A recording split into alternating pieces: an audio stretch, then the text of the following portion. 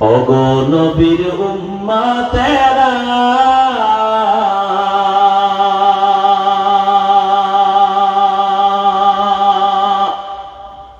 হয়ে আজি দিশাহারা,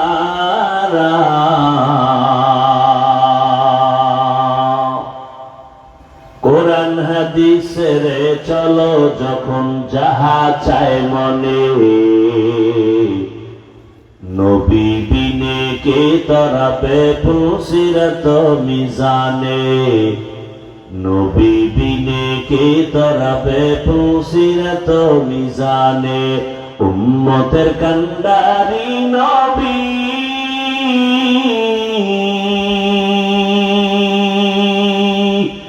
কাঁদছেন উম্মতের লাগি, এখনো কাঁদেন নবীজি শুয়ে মদিনার পানে, নবী বিনে কে তারাবে পুসিরত মিজানে, নবী বিনে কে তারাবে পুসিরত মিজানে। নবী আমার জীবন ভরে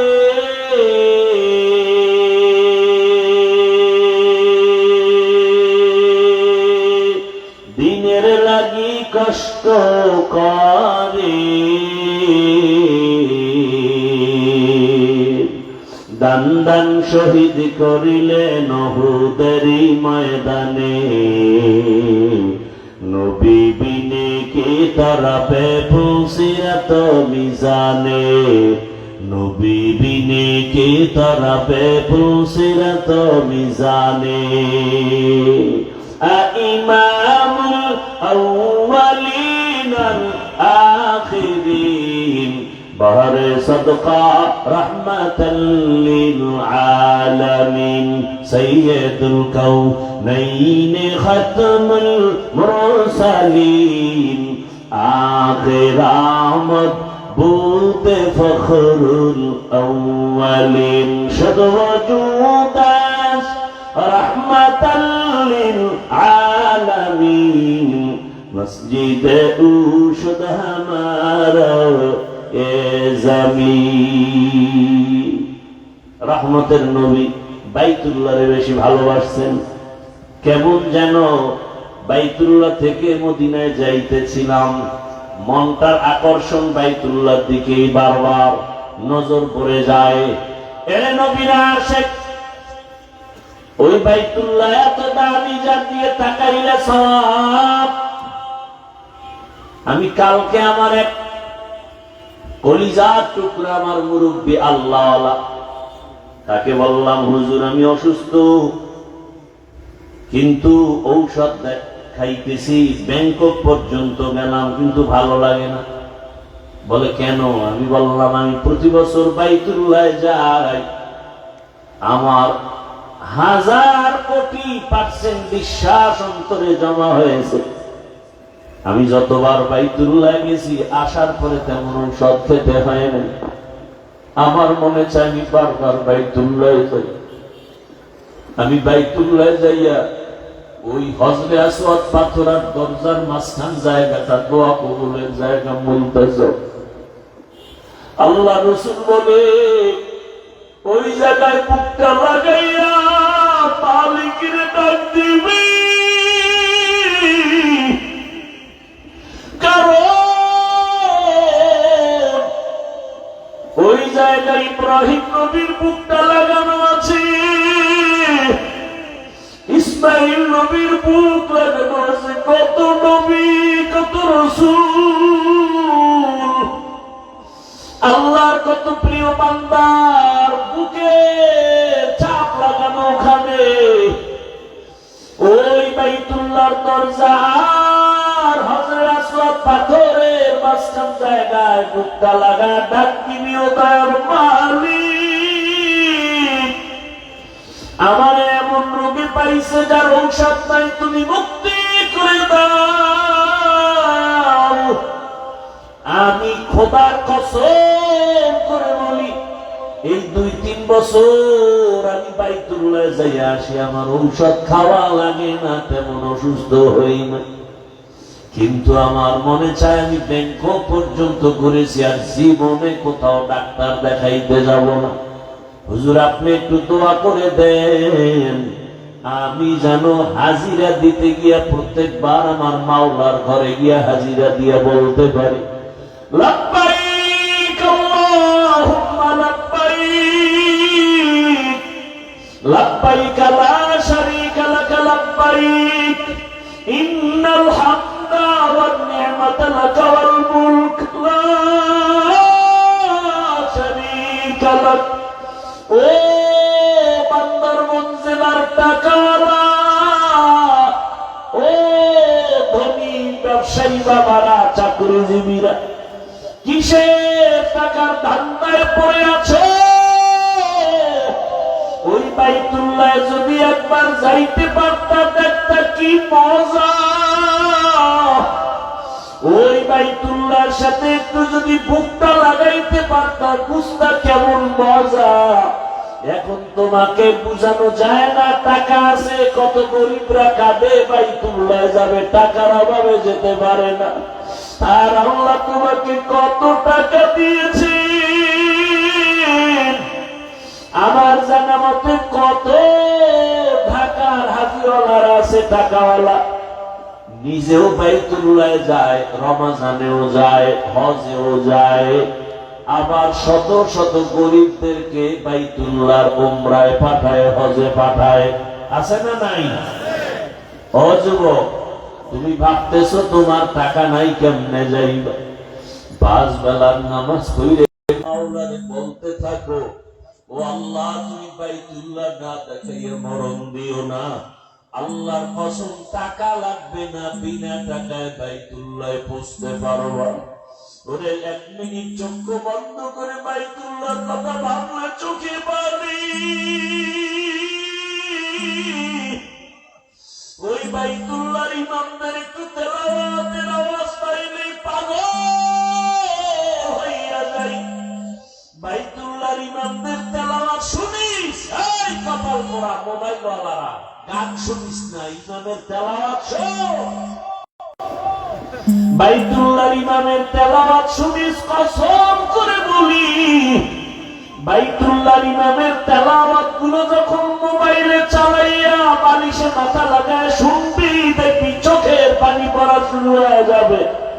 একদিন তুই নিজেই তেলাওয়াত শুনতে শুনতে বলবি, আর গান শুনবো না, বাইতুল্লাহর তেলাওয়াত শুনবি। আমরা যারা বাইতুল্লাহ গেছি, আমার কথা আমি বলি, আল্লাহর কসম, যখনই তেলাওয়াতটার আওয়াজ কানে আসে, মনে হয় ডানা থাকলে উড়িয়া চলে যাইত। ওই বাইতুল্লাহ কেমন দামি ঘর! রহমতের নবী বলেন, বাইতুল্লাহ মদিনায় যাইতে মনে চায় না, আমার বংশের দুশ্মনেরা বাধ্য করলো।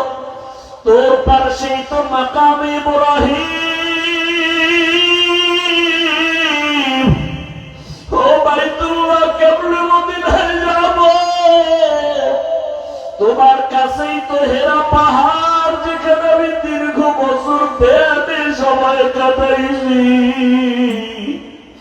ও বাইতুল্লাহ তোমার ছেড়ে যেতে মনে চায় না, তোমার পাশেই তো ওই জাবালে আবু কুবাইস, যেই পাহাড়ে উঠিয়া ইব্রাহিম নবী হজের এলান করেছিলেন। ও বাইতুল্লাহ তোমার পাশেই তো পাহাড় আছে জবালে রহমত, যেই পাহাড়ে আদম নবী দোয়া করছেন, আমার মাওলা ডাইরেক্ট ক্ষমার ঘোষণা দিয়ে দিয়েছেন। ও বাইতুল্লাহ তোমার পাশেই তো জাবালে নূর, যেই জাবালে নূরের মধ্যে আমি সময় কাটিয়েছি। ও বাইতুল্লাহ মনে চায় না ছেড়ে যাইতে। নবী এভাবে কান্না করে করে করে করে যখন হিজরত করতে রওনা, মালিক বলছে যাওয়াই লাগবে। যখন বের হয়, নবীজি বাইতুল্লাহ থেকে বের হইয়া যেই রাস্তায় যায়, ওই রাস্তাটাকে আজও সৌদি আরব যারা উমরা হজে যাবেন, ওটার নাম তরিকে হিজরা। হিজরা রোড, হিজরতের রোড। আমি 13 সালে হজে গিয়া ওই হিজরা তরিকে হিজরার একটা নরমাল হোটেলে ছিলাম। নবীজি যায়, কিছু দূর যায়, আবার পিছনে তাকায়, বাইতুল্লাহর বরফ ভাই। নবী আবার সামনে হাঁটে, আবার পেছনে তাকায়, বাইতুল্লাহর মায়া। বেনামাজি হইও না রে বাবা।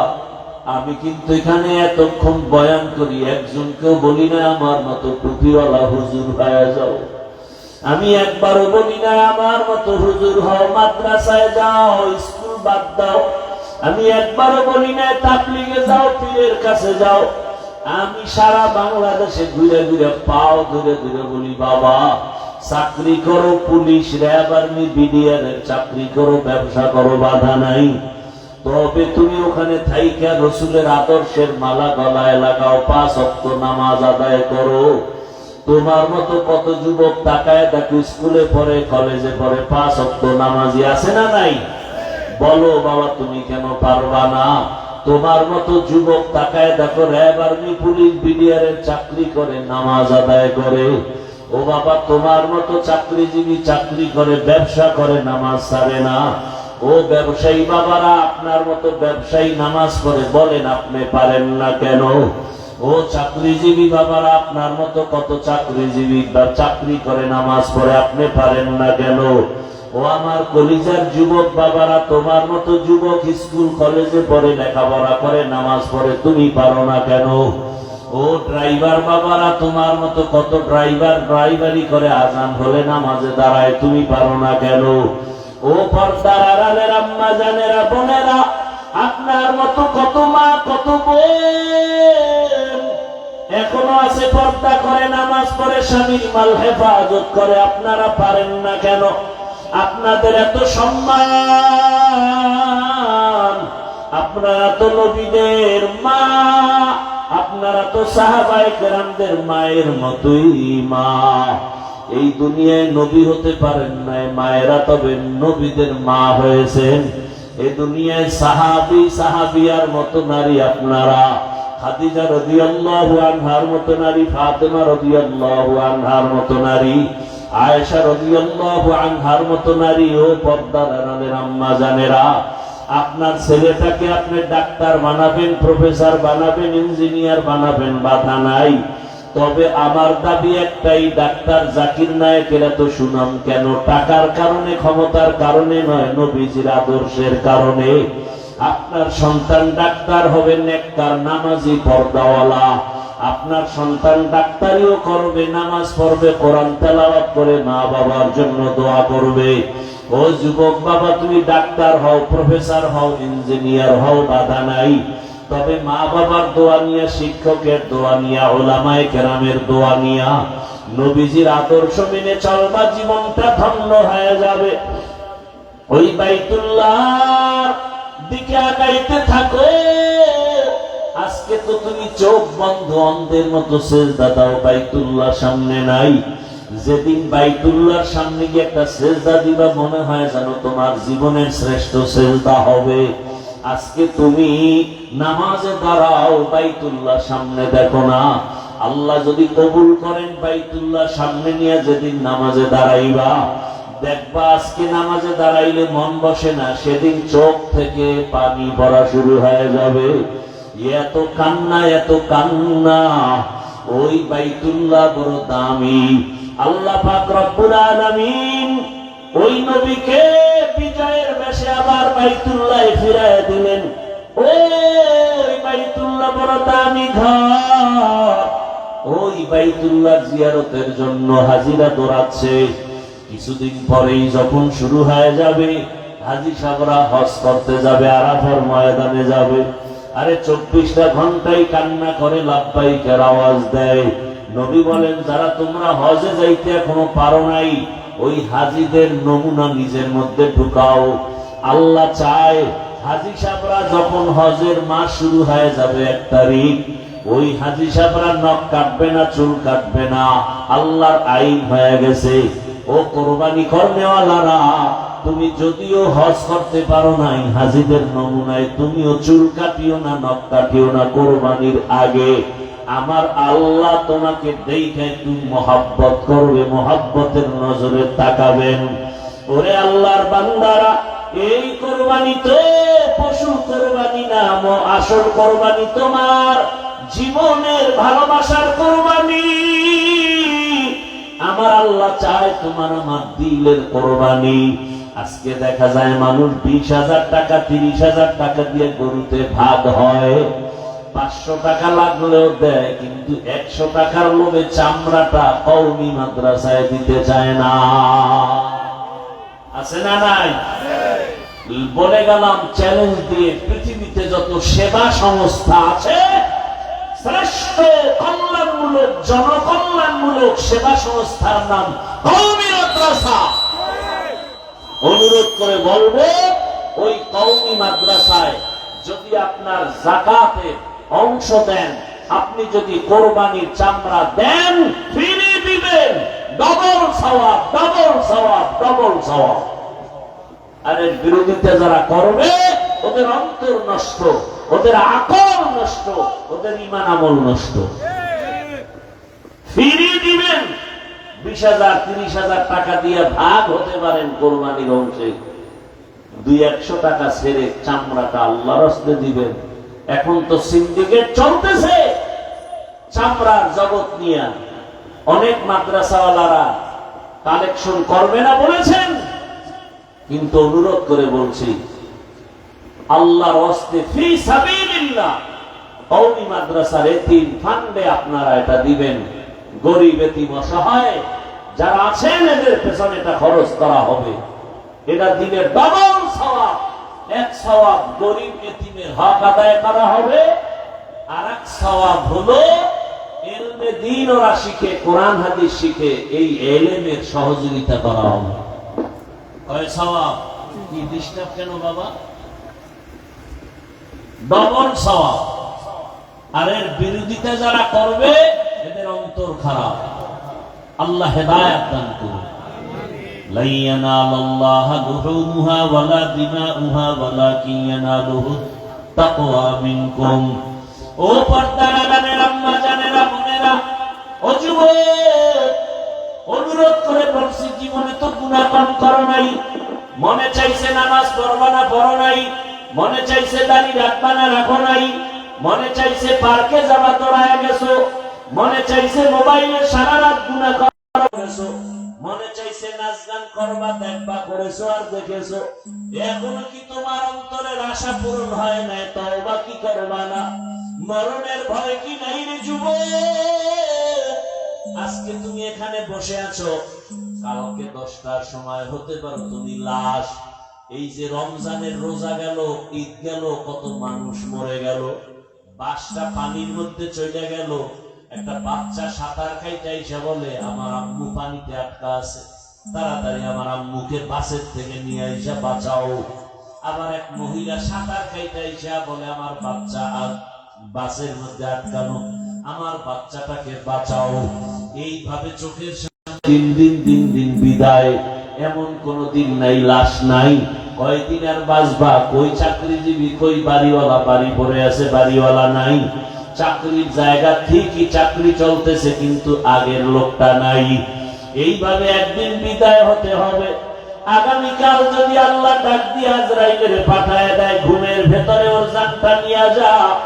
সকাল 10টা 11টায় আম্মু জানাইছে যখন ডাকবে, দেখবে ঘরের মধ্যে বাচ্চার সন্তানের জবানে কোনো আওয়াজ নাই। প্রতিদিন 2 ডাক দিলে সারা দেয়, আজকে এত ডাকি সারা দেয় না কেন?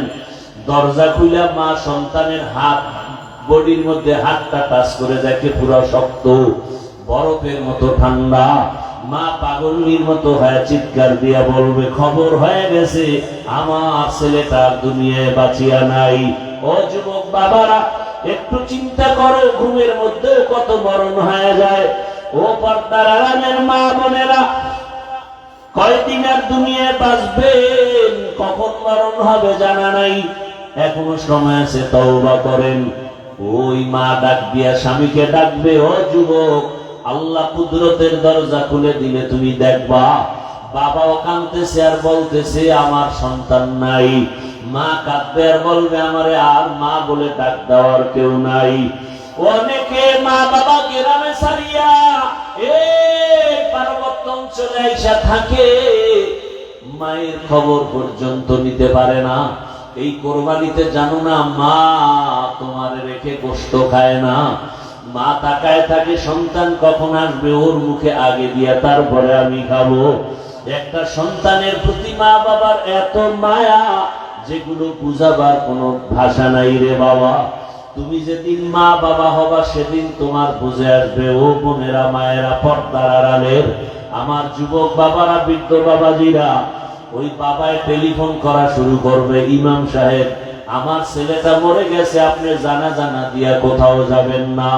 তুমি দেখতে থাকবা, এক দলকে পাঠাবে বাজারে যাও কাফন কেনার জন্য, আর এক দলকে বলবে কবর খনন করার জন্য বাগানে দৌড়াও, আর এক দলকে বলবে ঘরের পেছনে গরম পানি মশারি টানাও। আজকে আমি বলি আমার বাড়ি, আমার গাড়ি, আমার সব, কিন্তু জানুনি আমার গায়ের জামাটা বেলেট দিয়ে কেটে কেটে রেখে দিবে। আমার হাতের ঘড়ি আর একজনে দিয়া বলবে এটা আমার হাফিজুর রহমানের ঘড়ি না। এইভাবে যখন লাশটা তোমার আমার ঘর থেকে নামাইয়া গরম পানি দিয়া গোসল করাইয়া, যখন সাদা কাপড়ের প্যাকেট বানাইয়া খাটের মধ্যে উঠাবে, এইবার জানাজার ময়দানে নিয়ে যাবে, মা জানালা দিয়া চিল্লায় বলবে আমার বাবারে তোমরা কোথায় নিয়ে যাও? বলবে জানাজা দিয়া চিরবিদায়, আর ঘরে আসবে না, কবরে রাখা হবে। মা বলে বিদায় বেলা শেষবারের মতো একটু চেহারাটা দেখাইয়া দাও, আমার বাবারে জীবনে আর দেখবো না, আমার বাবারে কই? ও আমার যুবকেরা, ওই মা বাবার সাথে বেয়াদবি করিস না। আল্লাহর কসম, ওই মা বাবার দোয়া ছাড়া আমি হাফিজুর রহমান এই চেয়ারে বসতে পারি না রে বাবা। ওই মা বাবার চোখের পানি আর দোয়ার কারণে তুমি টাকার মালিক, বাড়ির মালিক, গাড়ির মালিক, সম্মানের চেয়ারের মালিক। ওই মা বাবার কথা কেমনে ভুলে গেছো? তোমারে পরীক্ষার হলে পাঠাইয়া মা কান্না করে করে দোয়া করছে, আল্লাহ আমার ছেলেটার পরীক্ষায় কামিয়াবি দান করো। তোমার মা কত কান্না করেছে। ওই মা বাবার জন্য কি তুমি এক ফোঁটা চোখের পানি ফেলতে পারবা না? আল্লাহর কাছে 2 ফোঁটা চোখের পানি ছেড়ে দোয়া করো। আর যার মা বাবা বেঁচে আছে, রত্ন হারাইও না, পাইলেই দেখা হলেই দোয়া চাইও। বাবারে বলিও বাবা মনে কষ্ট নিবা না, জীবনে বহু অন্যায় করেছি। বলে যুবকরা যারা গোপনে গিয়া মায়ের কাঁদাইছো, কত কষ্ট দিয়েছো, অনুরোধ করি বাসায় যাইয়া মায়ের হাতটা ধইরা ক্ষমা চাইয়া নিও। আর মাকে বলিও মা ওয়াজের প্যান্ডেলে তওবা করে আসছি, আর গুনাহ করব না। কিন্তু দুঃখ, অনেকে কান্না করলো, আমার চোখে পানি নাই, গুনার কারণে আল্লাহ বেজার হয়ে গেছে। মা তুমি আমার উপরে বুঝি বেজার, আমার মাথায় হাতটা দিয়া দোয়া করে দাও, আর কোনদিন বেয়াদবি করব না। মাকে যদি বলতে পারো, দেখবা মায়ের চোখে পানি। মা বলবে বাবা মাথায় হাতটা দিয়া ডাকবে, ও আরশে আজিমের মালিক, আমার কলিজার সন্তানটারে তুমি কবুল করিয়া নাও। ও বাবা, ওই জানাজা পড়াইয়া যখন কবরের দেশে নিয়ে যাবে, এমন জায়গা যেখানে দিনের বেলাও কেউ যায় না, ভয় লাগে। আজকে আমার ডানে বামে, তোমার ডানে বামে কত ভক্ত বৃন্দের অভাব নাই। একা একা চলতে পারো না, কত গার্ড আইসা তোমারে আগায় দেয়। কবরে রাখার পরে এমন হালাত হবে, মাটি পাড়ায় পাড়ায় দিয়ে যখন বিদায় হবে, ওই কবরে কেউ নাই, অন্ধকার কবরে। তখন ডানে মাটি, বামে মাটি, উপরে নিচে মাটি। 2 জন ফেরেশতা প্রশ্ন করতে আসবে, রবের পরিচয় দাও, ধর্মের পরিচয় দাও, রাহমাতুল লিল আলামিনের পরিচয় দাও। যারা দুনিয়াতে নবীর তরিকা মেনে, আল্লাহর হুকুম মেনে নামাজ আদায় করবে, দাড়ি রাখবে, পর্দা করবে, আল্লাহর পক্ষ থেকে ওরা জবাব দিতে পারবে। আর আল্লাহ খুশি হয় কুদরতের আওয়াজ দিয়া বলবে, কবরটা বেহেশতের বিছানা দিয়া দাও। কিন্তু কপাল পরা আমরা যারা বেনামাজি, নামাজ ঠিক মতো পড়ি না, গুনাহ করি, দাড়ি নাই, নামাজ নাই, পর্দা নাই, মা বাবার সাথে ভালো ব্যবহার নাই, এই বেনামাজি অবস্থায় যদি কবরের ডাক আসিয়া যায়, ওই কবরে যখন প্রশ্ন করা হবে, বেনামাজি একটা জবাব দিতে পারবে না, বারবার বলবে হা হা লা আদরি, আফসোস আমি কিছুই জানি না, কিছুই জানি না। নবীজি বলেন আমার আল্লাহর কুদরতের আওয়াজ, ও ফেরেশতাই নাফরমানকে আর সুযোগ দেওয়া হবে না, ওই কবরে জাহান্নামের আগুন জ্বালা দাও। ওই কবরের মাটি দুই পার্শ্ব থেকে জোরে জোরে চাপ দিবে। আম্মা জান আয়েশা রাদিয়াল্লাহু তাআলা আনহা বলে, আমি প্রায় সময় দেখতাম আমার রাসূল আমার রুমে বসে গুনগুন করে কান্না করতেন।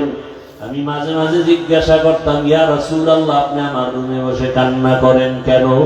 মায়ার নবী কান্না করতেন আর বলতেন, আয়েশা, হাসরের মাঠে কঠিন অবস্থার কথা মনে পড়লে আমি চোখের পানি রাখতে পারি না। যে এমন কঠিন হবে, নবীরা পর্যন্ত উম্মতের কথা ভুলিয়া নিজেদের জন্য কান্না করবেন। মুসা নবী কাঁদবেন, ঈসা নবী কাঁদবেন, ইব্রাহিম নবী কান্না করবেন।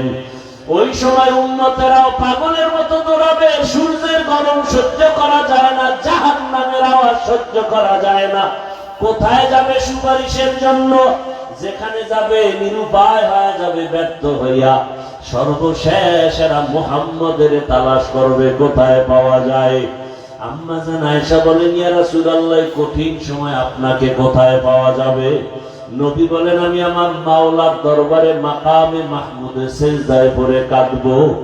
মুসা নবী নিজের চিন্তায় কাঁদবেন, ঈসা নবী নিজের চিন্তায় কাঁদবেন, ইব্রাহিম নবী নিজের চিন্তায় কাঁদবেন। আর আমি মুহাম্মদ আমার চিন্তায় একবারও কিছুই বলবো না, আমি বারবার কাঁদবো আর বলবো, আমার উম্মত, আমার উম্মত, আমার উম্মত। ও নবীর উম্মতের দল, আল্লাহর কোরআনটা মিথ্যা মনে করিও না, নবীর কথা মিথ্যা মনে করিও না, ওলামায়ে কেরামের কথা মিথ্যা মনে করিও না। এখনো সময় আছে, তওবা করো, নবীর তরিকা মেনে চলো। নবীর শাফাআত ছাড়া জান্নাত হবে না। জীবনে গুনাহ তো কম করো নাই, আজকে আল্লাহর কাছে তওবা করো। আর নামাজ ছাড়বা না, দাড়ি কাটবা না, বেপরদায় চলবা না। মা বাবার দোয়া, শিক্ষকের দোয়া, উলামায়ে কেরামের দোয়া নিয়ে নবীর সুন্নাত অনুযায়ী চলবা। ও যুবকেরাও তওবা করো, ডাক্তার হও, নামাজ ছাড়িও না, ইঞ্জিনিয়ারিং পড়ো, নামাজ ছাড়িও না। ঢাকা কলেজে গিয়ে দেখো কত ছেলেরা কলেজে পড়ে, পাগড়িওয়ালা, নামাজির অভাব নাই, তুমি পারবা না কেন? আল্লাহর কাছে তওবা করো। ও মা বোনেরাও তওবা করেন, আর নামাজ ছাড়বেন না, বেপরদায় চলবেন না, স্বামীর মাল হেফাজত করবেন, খেয়ানত করবেন না। আল্লাহ আমাদের তওবা যদি খাঁটি অনুমতে করতে পারি, আল্লাহ জীবনের গুনাহ মাফ করে দিবেন। মরিয়া গেল আর নামাজ ছাড়বো না, দাড়ি কাটবো না, বেপরদায় চলবো না।